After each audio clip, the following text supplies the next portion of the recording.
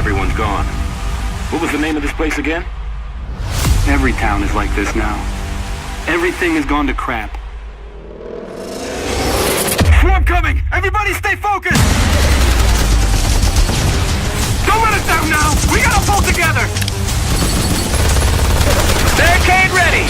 Get it together! Here they come! Guys, there's a printer here! Printing complete. I was not put on this earth to die like a dog. Let's show these things whose planet this is!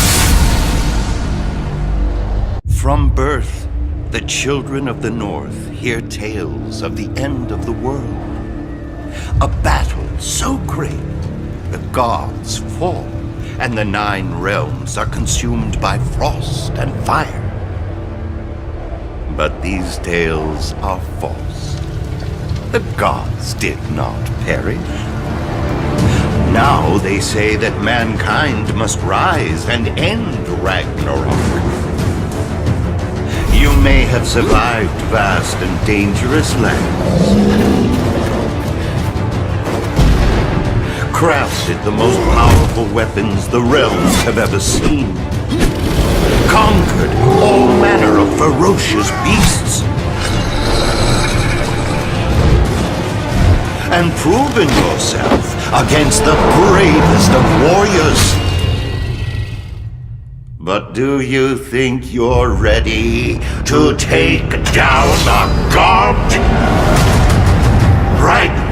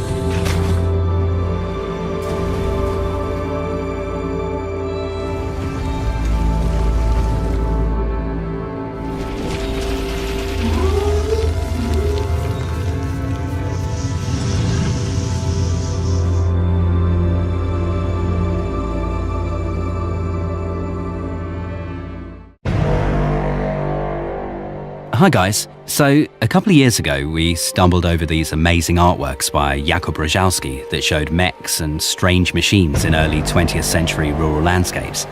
We actually thought that was about the coolest thing we'd ever seen and that it would be the perfect setting for the RTS we'd always dreamed about. The chances of this dream coming true were pretty slim, but here we are. This is Iron Harvest, a classic real-time strategy game set in the alternate reality of 1920+. It's an RTS where the outcome of a battle is determined more by strategy and tactics rather than clicks per second or the size of your unit blob. A game with base building, a cover system and destructible environments. A game where strong single-player campaigns are more important than DLC and long-term monetization opportunities. So we talked to many RTS fans and we conducted a survey with over 15,000 participants and listened to our community to find out what you guys actually want from a modern RTS. We combined your feedback with our own ideas and came up with a gameplay that gives you enough time to explore all your options, come up with a plan, execute this plan and adjust it on the fly if necessary. Tactical depth combined with player freedom. That is basically what the Iron Harvest gameplay is all about. But we also felt that there was something else missing in many RTS games, and you guys agreed with us in the survey. It's time for another really great RTS campaign. We've been hard at work with Jakub to evolve the world of 1920+.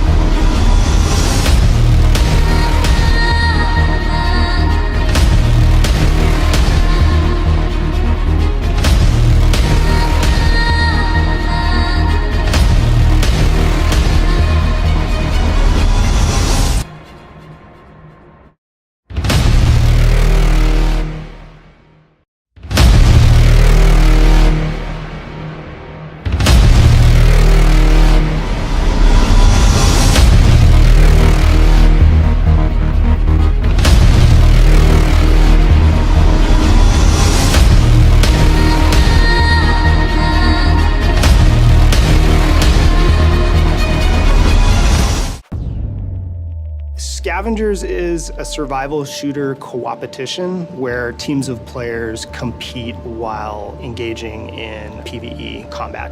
It takes place in a not-so-distant future in a winterized world where a cataclysmic event has led to this sort of new ice age, and then you have this mysterious disease that's been spreading through the world, infecting all life across the planet.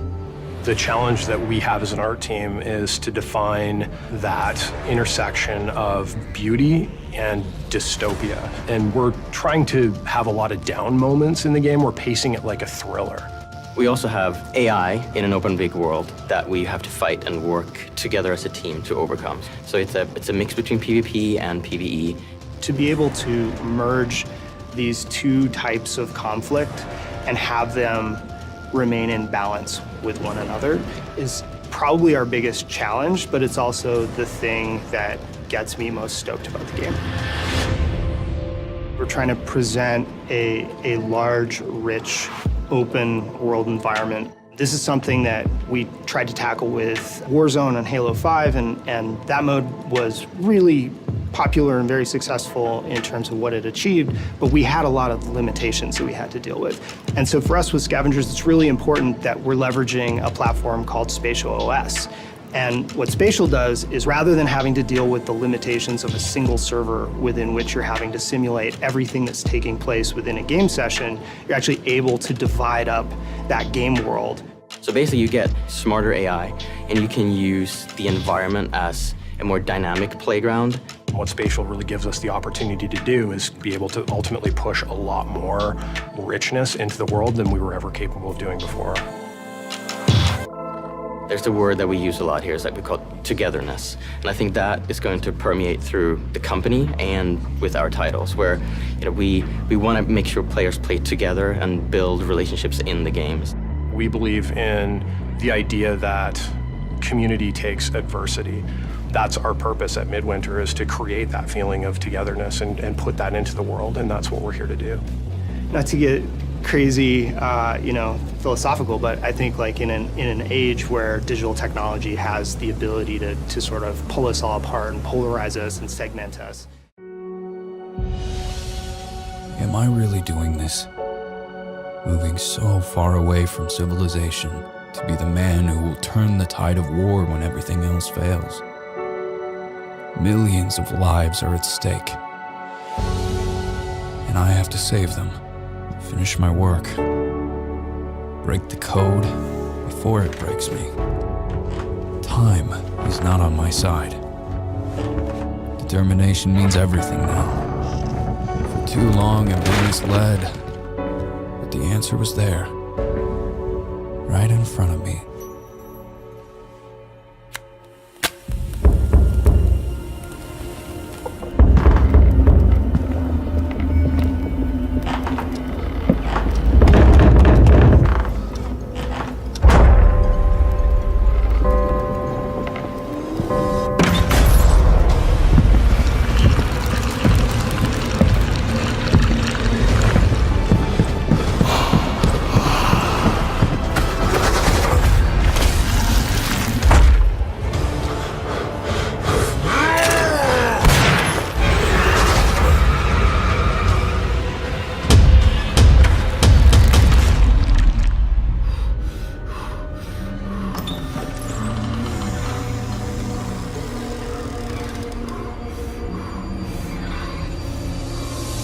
Demo is always a challenge, we know that by now.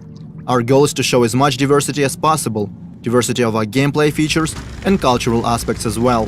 For these purposes, and also to introduce and explain our mechanics, we are creating a completely new quest line. So let's jump back to November when our work began. Our narration team comes up with a story of a missing person. Depends on the kind of job that you're offering. My husband, Harry Evans, has disappeared. It ties together our gameplay features as well as that Lovecraftian lore. At the same time, our concept artists and level modelers start working on the gameplay area. The quest is designed to take the player across different city districts: Rich, Poor, the Harbor Zone and the others. At first, the plan was to put together a small separate map just for GDC, but we quickly realized we didn't want to make something we would never use in the future. So we agree that the quest should take place in the actual city. The problem is our full map is far from finished. It already has streets and buildings, but is lacking those small details that make a city feel alive. To negate that, we decide to border off the gameplay area and spice it up a little. Add points of interest, vehicles, landmarks, and of course some monoliths. So now we have a more or less finished and polished part of the map that we can use in our final product. Things are going smoothly. Obviously, different bugs and glitches keep popping up like crazy. Sometimes the hero wears two hats, sometimes a floating object stops being floaty, and don't get me started on strange collisions. But we always manage to fix them in no time. However, there is one big problem that we have struggled to sort out for months: lighting. In our previous demo, we used static light maps and baked them into the textures. That was a difficult and resource-draining process, so in our game we eventually decided to switch to dynamic lighting. It works great, yet we still cannot pinpoint the right tone and colors that we want to use in the sinking city. To solve that problem, we reach out to professional photo artists in Kyiv. They help our team find the right color scheme, inspired by the works of Caspar David Friedrich, James McNeill Whistler, Gregory Crutzen, and other prominent masters in their fields. Also, during our numerous playtests, we realized something. Our quest line is intriguing, but very linear.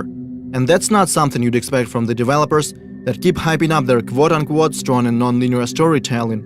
So our writers put together an alternative ending. I guess you could call it a good ending.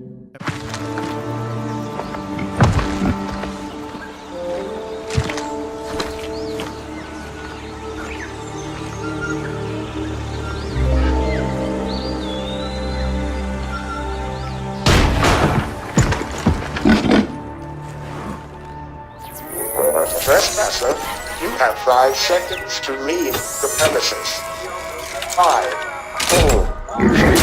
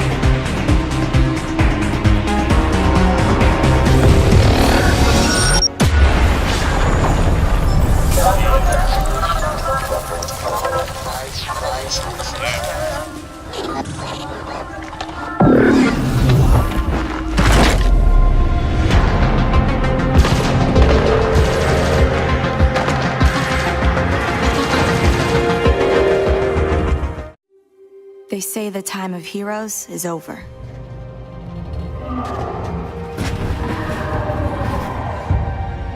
That if you're different, you're dangerous.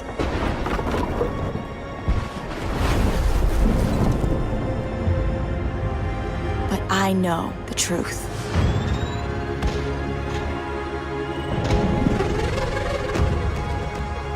The world will always need heroes.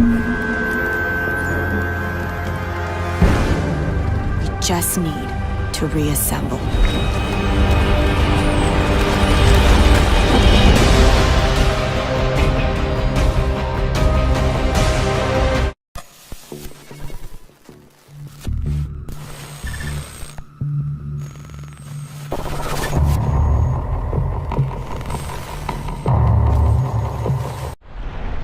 Dark Souls, a world wrought with despair and hope. In the seemingly endless cycle of death, one clean victory becomes a moment you'll never forget. Now you can savor your accomplishments anytime, anywhere for the first time on console with Nintendo Switch. Before launch, there's going to be a network test, so players can try the game. If this will be your first Dark Souls experience, welcome to a brave new world. Separately, the Solaire of Astora amiibo will be released. With it, you can perform the popular Praise the Sun gesture with reckless abandon. Now, about part 2 of our field trip. We're gonna need help. Lots.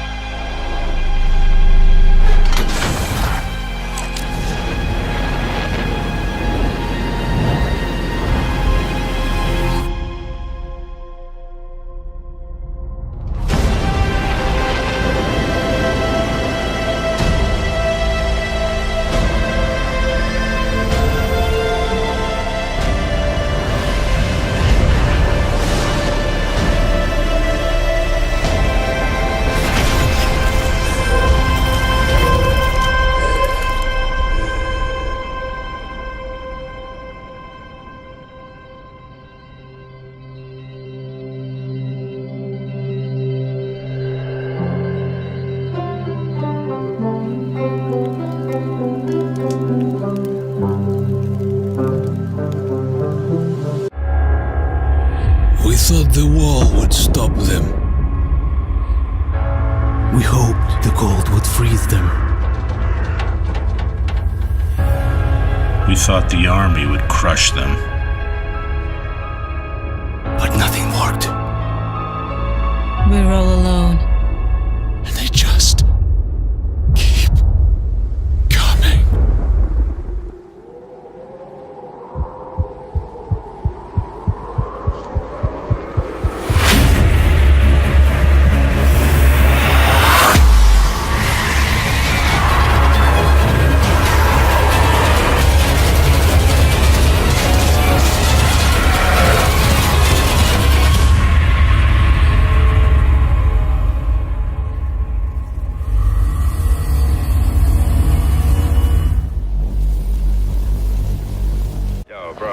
Pick up some groceries on your way back, alright? We're running kind of low, and don't tell Mom, alright? But I'm broke.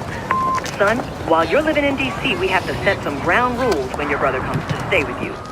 I've been patient with you, Aiden. We need those schematics by 10 a.m. tomorrow, or else we need... Mark is your responsibility. Come on, Aiden. Aiden, this is your mother. Pick up the phone. Aiden, pick up the phone, man. Aiden. Aiden.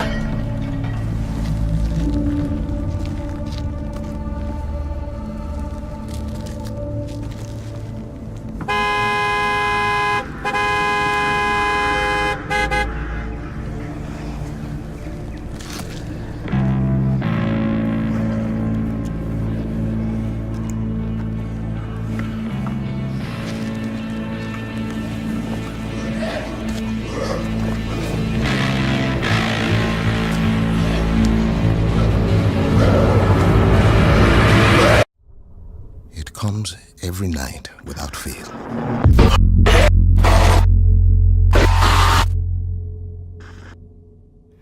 There are different people every time. Let's get this done quickly. Get whatever the warden want and get home. But I recognize them somehow. What the hell is this place? They're screaming at me. I don't hear them, but I know they're screaming. You got anything? Such hate and anger. I hope you bastards are looking up once in a while. Those fuckers might be anywhere. I don't know what I have done to them. This place is so damn dark. Sleepers. They want me to feel what they feel. This is good, man. This is good stuff. It'll trade. Everything trades. Oh, fuck. To be honest, Eddie. Second! Keep your eyes on that door! Ah, shit, there's fucking loads of them!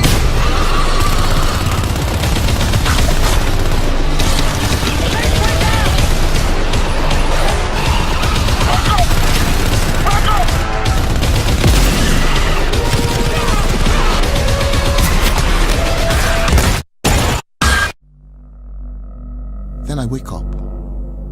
I'm not sweating or screaming. I'm perfectly calm. I just open my eyes and I'm awake. And it's not a nightmare. It's just part of me, who I am. I don't fight it. I just live around it. What the hell? You are a warrior. I can see that. You trained your whole life for this.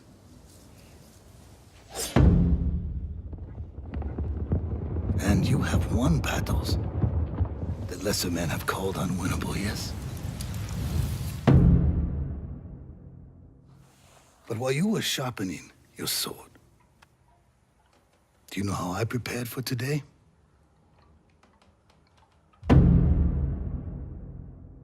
I learned.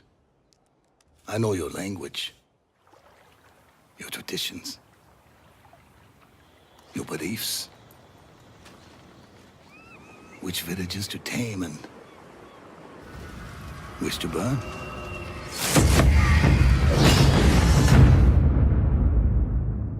So I'll ask you once again, Samurai, do you surrender?